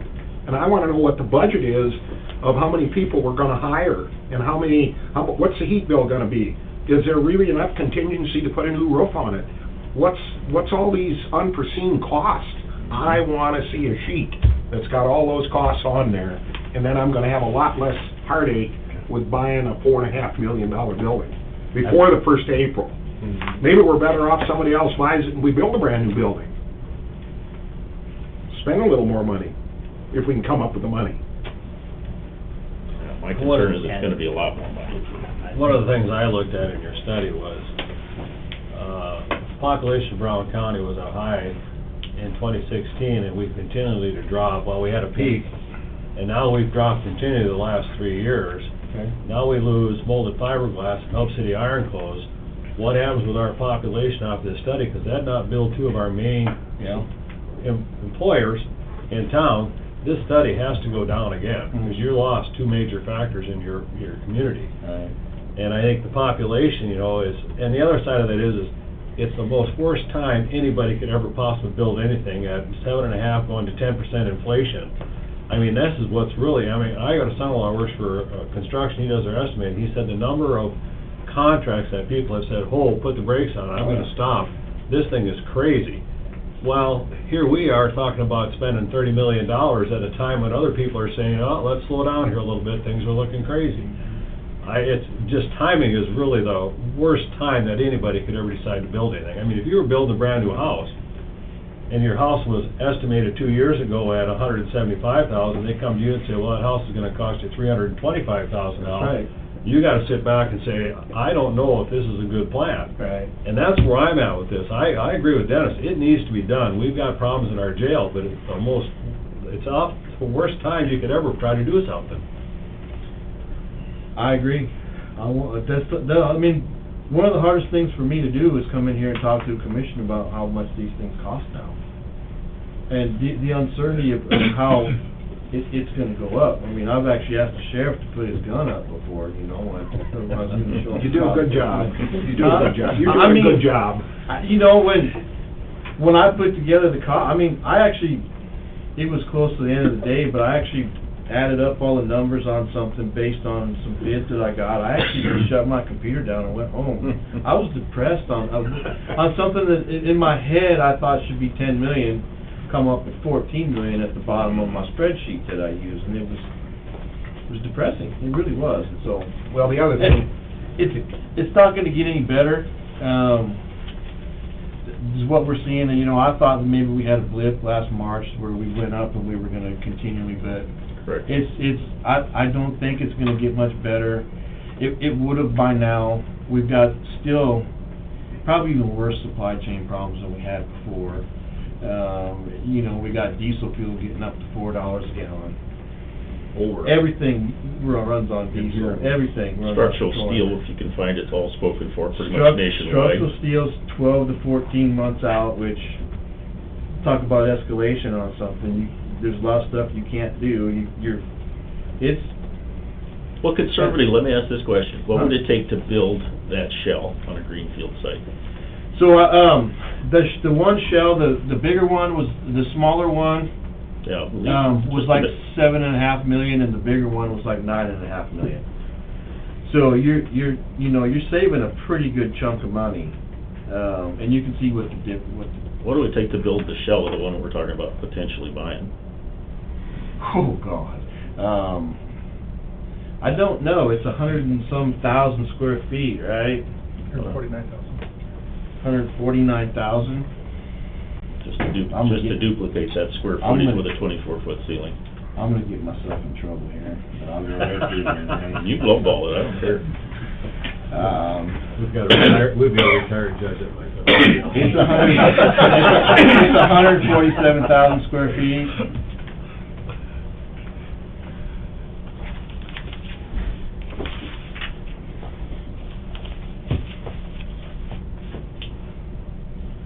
Guarantee it'll be more than 5 million. Yeah, take that times 6, So to build up square footage. 30, I would come up with, well, I'd put like $225 a square foot, it might be less. That's pretty heavy, $33 million. Well, the county's not in speculative real estate, but there are sometimes situations. The city bought the federal building 2 years back, if I recall. There are unusual circumstances that cancellate You know, from time to time. there's a difference there too. The city, I mean, you got sales tax, and about every time you, I mean, when there's a sales tax reports, the sales tax revenue is increasing, and the city has a tendency to give tips, which holds up the county's property tax dollars to the tune last year of $940,000. And, I mean, we've had a government that's just been on a spending spree, incredible. I mean, when does that come to an end? Right. And when it does, then, I mean, we're gonna load this down onto the land, to the guys out there that are trying to make a living. Everything you read in the farm magazines, whether it's, I don't care if it's livestock, corn, beans, or what it is, that the revenues for '22 for the ag industry is not gonna be what it was in the past, like last year, or probably the year before. So, I mean, really, you wanna load the property taxpayer down more. Maybe that's another thing that ought to be continually worked on in Pier, and there's enough done, is to try to figure out a way to fund education rather than property tax. There's a lot of people haven't got a clue what part of the property tax dollar goes to fund education. And so, I mean, and I don't think we should be in the real estate business. Buy a building in case, by some chance, that we can come up with $30 million to remodel a thing, hook the taxpayer. Well, your number includes acquisition of that building, right? Yes. And that, you know, the 33 is at 256 beds. So, I'll see what I can come up with on getting you some life cycle costs here in the next week or so, and see what appreciate that. might be somewhat informal, but I'll figure out what we can. Mr. Schatz? I'd like to That's the get a plan. copy of that list, if you have it, I'd like to. Which list? Life cycle costs, and yet other costs about, or no, with the counties. I'd like to get a copy of that. Okay. But that's not for right now. Okay, well, and the commission will have all this, and you can get, I mean, you go through them, I think. For public review. Yeah. Yeah. Are there any other questions for our consultants? Thanks for being here today. Oh, no problem. Thanks for taking the time and making the trip. So I think the plan is, I'll make that one adjustment on the 80%, and then, send you guys a final for review, and then when you guys say, let's go to print, we'll send the final, and it'll be ready to go. Well, this is a good opportunity for some input and some perspective on Yeah. it, and just to understand, and I appreciate you guys being flexible to, you know, at least give us something to look at. And this is, you know, a very unique opportunity, and I would like more time on it too, but, you know, it's kinda like when you gotta put seed in the ground. I wish I knew what it was gonna, you know, how much rain we were gonna get in June and July. Well, you don't have till June and July to figure it out. And you know, we're flying up here at 50,000 feet. Hopefully, at some point, we can get to 30,000 until we can, you know, land that plane to kind of what you want to do. And the real good operators, they buy in advance of what you're saying. They buy their fuel ahead and all of that, so, yeah. Yep, so, Yeah, it's good information. I appreciate the work that you put into that, and making your way here today. It's not easy traveling the last couple of days. I don't worry about it. You're from the neighborhood, you know what it's like here, so. Yeah. You say you're from Minot originally? I grew up in Minot, yeah. That's colder than Aberdeen. Yeah. 2-3 degrees. On average, there's no normal. I think they hit that bunch of snow that come just north of here too. Yeah. Right. I see you also lost your Minot accent too. I've been in Kansas since 1991. Lick your heels, off you go. Grows on you. You know, people down there say they still say you gotta be from up north. I go home, you know. All relative. Yeah, you sound like you're from down south, well, maybe you should come down south and. South of where? All right. All right, thank you very much. Yeah, I sir. appreciate it, guys. Well, Thank if you. you need anything, let me know, or let Dave know, and we'll. Appreciate it. Safe travels, stay well. Yep.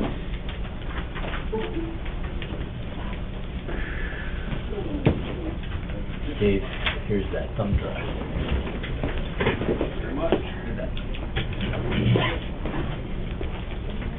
All right. If you guys have any more questions, feel free to give me a call. Or You bet we will. Will do. Appreciate it. And if you need a more solid review of that building, I mean, Sean just flat out told me you should buy it, so he's usually right. If we don't, he will, huh? Well, that was Corey. He was gonna buy it and sell it back to you guys, I think. I heard he was ready to write the check. That's what he said. He said, we should just buy it. He tried to get us to go in with, no, we're architects, we're not. Mogul. See you guys. Thank you, sir. Take care. Thank you, gentlemen, for having this meeting. You bet, thank you You for bet. attending. Thanks for coming. Appreciate all the input. Thank you. Thanks, for Mark. coming, Mark. See you, Mark.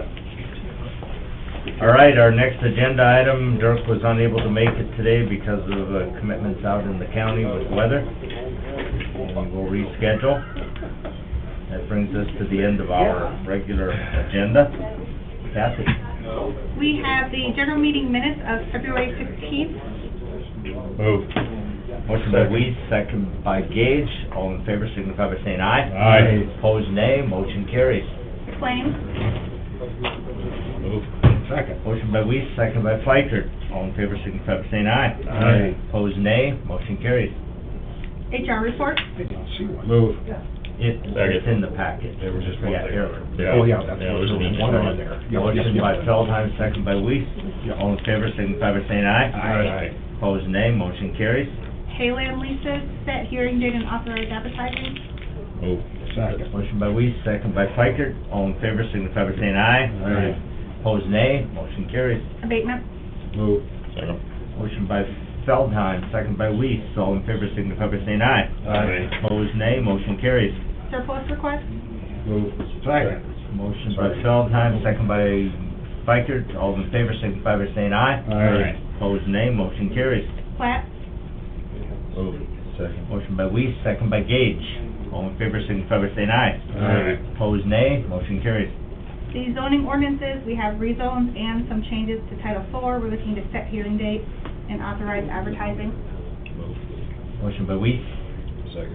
second by Gage. All in favor signify by saying aye. Aye. Opposed, nay. Motion carries.